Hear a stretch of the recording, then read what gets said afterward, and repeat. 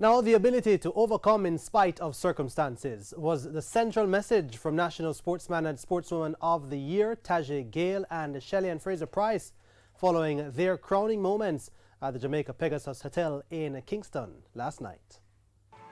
They're at opposite ends of their careers, but Shelly and Fraser Price and Tajay Gale both want their respective National Sportsperson of the Year awards to tell the same story, one of overcoming the odds. For 33-year-old Fraser Price, it was a story of being able to start a family while maintaining peak performance in her career.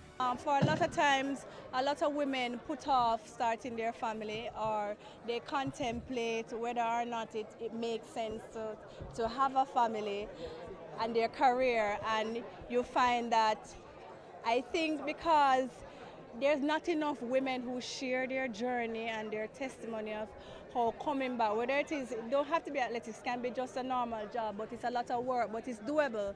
And it's up to us to understand that, we are not limited. We can continue to evolve and become more than just the everyday woman. We can become mothers, we can become entrepreneurs, we can become so much more. 23-year-old Gale's reign has started more than a decade after Fraser Price began her dominance of world sprinting. The world long jump champion wants his achievement to motivate others from tough backgrounds like himself. I am from Augustown, and persons that came from areas like that doesn't really get chances like this in the big world.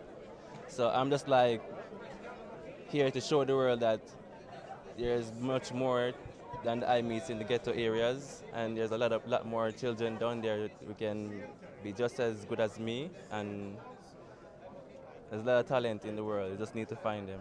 And Fraser Price was a double award winner on the night after her gold medal winning 10.7 seconds run at the World Championships in Doha, Qatar, was voted by members of the public as the People's Choice Performance of the Year. As deserving a recipient as he was, Jamaica and West Indies fast bowling legend Courtney Walsh says he was totally surprised at being given the iconic award and was nostalgic in his reaction.